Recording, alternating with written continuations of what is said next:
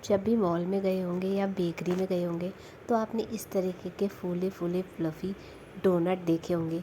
ये डोनट बहुत टाइम से मेरे दिमाग में चल रहे थे। मैं जहाँ भी जा रही थी, जिस भी बच्चे को पूछ रही थी, उससे पूछा कि क्या खाना है, तो बोलता है कि डोनट खाना है। तो परसों मैं गई थी दुकान पे, तो मेरे बेटे ने उधर केक देख लिया चॉकलेट वाला, तो बोला मम्मी ये ना डोनट है। मैंने बोला बेटा ये डोनट नहीं, ये चॉकलेट केक है। तो बोला मम्मी मुझे डोनट खाना है। तो मैंने सोचा कि चलो क्यों ना अपने बेटे की फरमाइश में बनाया जाए डोनट। तो ये बनाना इतना इजी और इतना सिंपल है। ज़रूरी नहीं है कि आप इसे ओवन में बनाएं या ओटीजी में बनाएं, जो भी मतलब ज़रूरी नहीं है कि आपके पास अगर ये सामान नहीं है तो आप नहीं बना सकते। आप इसे कढ़ाई में भी सिंपली तरीके से बना सकते हैं। तो उसके लिए मैंने ले लिया है 1 कप दूध है। ये फुल क्रीम वाला दूध है और रूम टेम्परेचर का दूध है। और इसमें मैंने डाल दिए 3 चम्मच चीनी। चीनी तो 3 चम्मच ठीक रहेगी। अगर आपको थोड़ा मीठा ज़्यादा चाहिए तो आप इसमें थोड़ा और ज़्यादा भी डाल सकते हैं। तो इसमें मैं डालूँगी ड्राई ईस्ट। तो ये एक्टिवेट करने वाला है। मेरे पास इंस्टेंट वाला नहीं है। अगर आपके पास इंस्टेंट वाला हो तो आप उसका भी यूज़ कर सकते हैं, लेकिन ये मार्केट में ईज़िली नहीं मिलता है। मुझे ये बहुत कोशिश करने के बाद मैं कहीं मॉल में गई थी, तब जाके ये मुझे मिला, तो मैं वहाँ से ले आई। उस वक्त मैंने देखा नहीं कि इंस्टेंट है या एक्टिवेट वाला है। ये तो ये एक्टिवेट वाला था। मैंने घर आके अच्छे से देखा, तो ये घर आके देखा मैंने इसमें एक्टिवेट वाला था। तो कोई नहीं, इससे भी मेरा बढ़िया काम चल जाएगा। और इसमें मैंने डाला है 1/4 टीस्पून मैंने इसमें डाली है नमक, जो कि डोनट के टेस्ट को बिल्कुल बैलेंस रखेगी। और अब मैंने इसमें डाल दिया है 400 ग्राम मैदा है।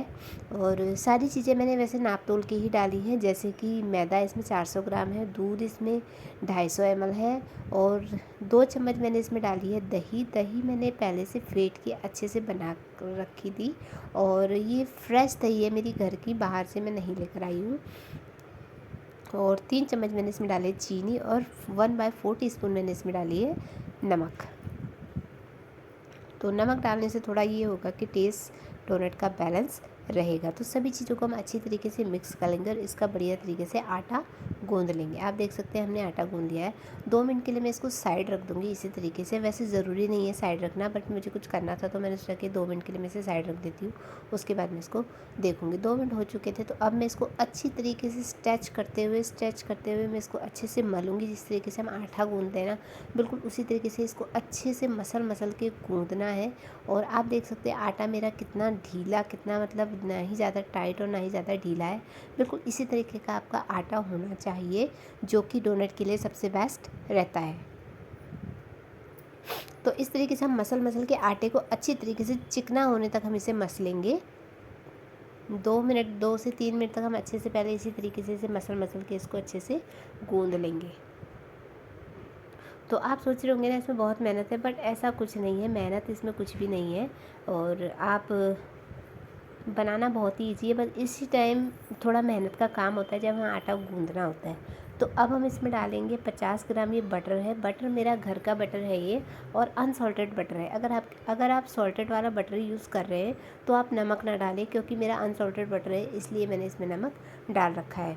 तो बटर डालने से एक इसमें बटरी टेस्ट आता है और बहुत ही सॉफ्ट और फ्लफ़ी बनते हैं।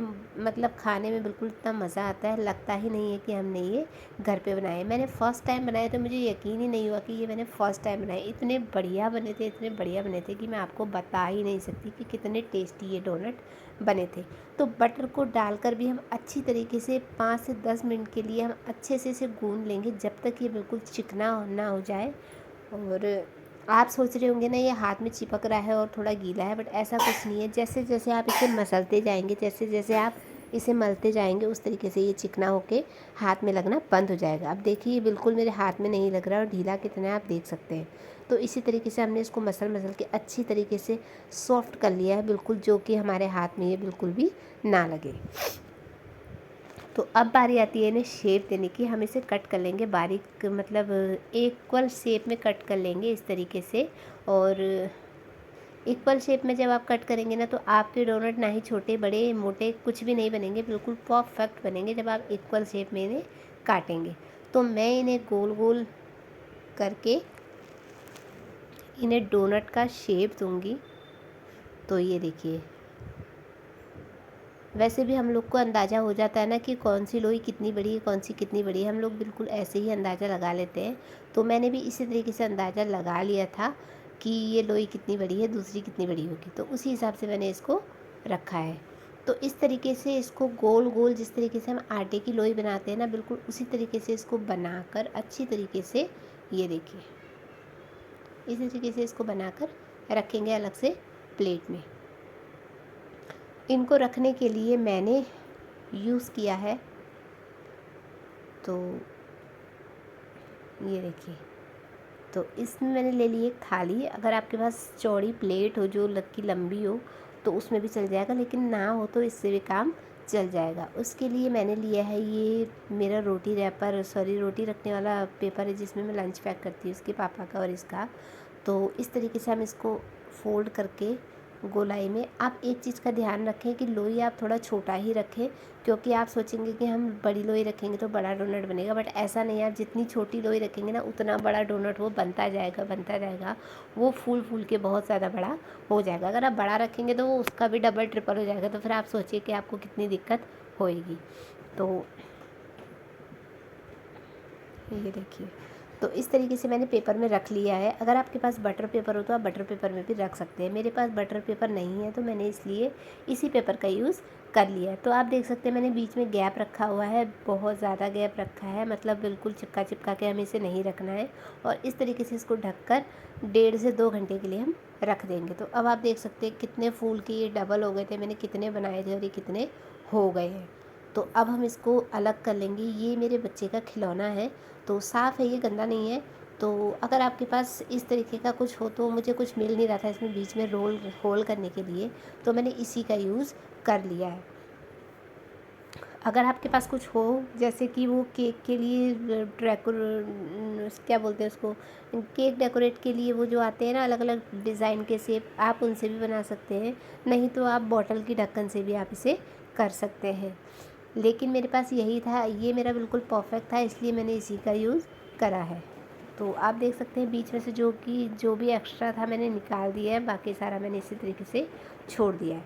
तो इधर रख लेंगे हम कढ़ाई चूल्हे में। तो कढ़ाई रख लेंगे हम चूल्हे में और कढ़ाई को होने देंगे गरम। उसके बाद हमने इसमें डाल दिया है तेल आप थोड़ा ज़्यादा ही डालें, ताकि आप जब इन्हें फ्राई करें तो ये बिल्कुल मतलब अच्छी तरीके से नीचे डिप हो जाए। तो ये देखिए तेल मेरा अच्छी तरीके से गर्म होना चाहिए। और यानी कि आप एक चीज़ का ध्यान रखें, जब आप डोनट फ्राई करने के लिए डालें तो तेल बिल्कुल हाई टेम्परेचर पे गर्म नहीं होना चाहिए, नहीं तो ऐसा होगा कि आपके डोनट बाहर से जल जाएंगे और अंदर से वो कच्चे रह जाएंगे।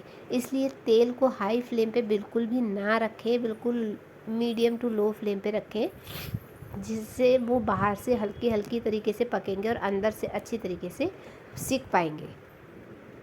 तो ये देखिए, तो हम इसे निकालेंगे नहीं, हम इसे इसी तरीके से पेपर के साथ ही हम इसे डाल देंगे। तो जब ये अच्छे से फ्राई होगा ना तो पेपर को छोड़ने लगेगा, अगर नहीं छोड़ने लगेगा तो आप इसे निकाल सकते हैं, ईज़िली ये निकल जाता है। तो ये देखिए अच्छे से फ्राई कर लेंगे हम। और एक साइड ये सिक चुका था, तो मैंने सोचा कि मैं इसे दूसरी साइड इसे सेक लेती हूँ। तो आप देख सकते हैं ना बिल्कुल बढ़िया, मतलब अभी से देखने में मेरे तो मुंह में पानी आ जा रहा था जब मैं बना रही थी। और मेरा बेटा भी थोड़ी देर में आ ही जाएगा, जब उसे पता चलेगा ना कि मैं डोनट बना रही तो बस शुरू हो जाएगा। तो ये देखिए, और आजकल इसी तरीके से बच्चों को खाना पसंद है, चीज़ें पसंद हैं। और मैं टिफ़िन में सुबह पूछती हूँ इससे कि क्या खाएगा, क्या ले जाएगा। तो मतलब इसकी रोज़ नई नई डिमांड होती है कि कभी इसे कुछ चाहिए, कभी कुछ चाहिए, एक चीज़ ये टिफ़िन में ले जाना पसंद नहीं करता है। तो कागज़ हमने इसमें से निकाल लिया था और दूसरी साइड भी हम अच्छी तरीके से सेक लेंगे। तो ये देखिए मैंने बोला ना, तो आ गया है डोनट के लिए पूछने के लिए, कहता है मैं खाऊंगा और मुझे बहुत पसंद है, इसे डोनट बहुत पसंद है। तो कह रहा दे दो, मैंने कहा नहीं बेटे अभी गर्म है ना, थोड़ा ठंडा होगा फिर देंगे। तो ये देखिए कितना बढ़िया लग रहा है ना डोनट, वाह मज़ा आ गया डोनट देख के। तो इनको मैं रख लूँगी साइड पे और दूसरा भी मैं इसी तरीके से डाल दूँगी। लेकिन आपकी कढ़ाई में जितनी जगह हो आप उसी हिसाब से डोनट डालें, ऐसा ना हो कि आप एक के साथ दो दो तीन तीन डाल दें, ऐसा बिल्कुल भी ना करें। तो जितनी आपकी कढ़ाई में जगह हो आप उसी हिसाब से इसमें डोनट डालें। तो ये देखिए बन चुका है मेरा परफेक्ट डोनट। कितने बढ़िया लग रहे हैं, फूले फूले एकदम फ्लफ़ी और सॉफ्ट तो इतने हैं कि मैं आपको क्या ही बताऊँ। खाया जब हमने ना, बिल्कुल मुंह में जाते ही घुल गया मुंह में, पता ही नहीं चल रहा था कि डोनट है कि ये क्या चीज़ है। और इसे डेकोरेट करने के लिए ये है शुगर पाउडर। अगर शुगर पाउडर आपके पास नहीं है तो आप घर पे भी चीनी पीस कर आप इसको बूरा बना सकते हैं, फिर उसका भी यूज़ कर सकते हैं। तो ये मेरे पास थी। तो ये देखिए, अगर आप इससे डेकोरेट नहीं करना चाहते, किसी और चीज़ से करना चाहते हैं, जैसे कि चॉकलेट है और वो सिरप आता है जो, उससे करना चाहें वो भी कर सकते हैं। लेकिन मेरे पास यही था तो मैंने इसी से डेकोरेट कर दिया। तो मैं आपको दिखाती हूँ तोड़ के ये अंदर से किस तरीके से बना हुआ है। तो ये देखिए कितना सॉफ्ट लग रहा है, और एकदम अंदर से तो बिल्कुल इतना सॉफ्ट, इतना फ्लफ़ी लग रहा है ना कि मैं क्या ही बताऊँ। ये देखिए, वाह! मुँह में आ गया है पानी बिल्कुल डोनट देखकर ही। तो आपको मेरी आज की ये रेसिपी कैसी लगी मुझे कमेंट करके ज़रूर बताइएगा। साथ ही साथ वीडियो को लाइक, शेयर और चैनल को सब्सक्राइब ज़रूर कीजिएगा। और अपने घर पे ये रेसिपी ज़रूर ट्राई कीजिएगा और अपने बच्चों को ज़रूर खिलाएगा। मैं जानती हूँ कि ये अनहेल्दी है, लेकिन कभी कभी महीने में एक बार खा लिया तो उसमें कुछ नहीं होता, ऐसा मुझे लगता है। आपको कैसा लगता है मुझे कमेंट करके ज़रूर बताइएगा। तो मिलते हैं आपसे नेक्स्ट वीडियो के साथ, तब तक के लिए बाय बाय।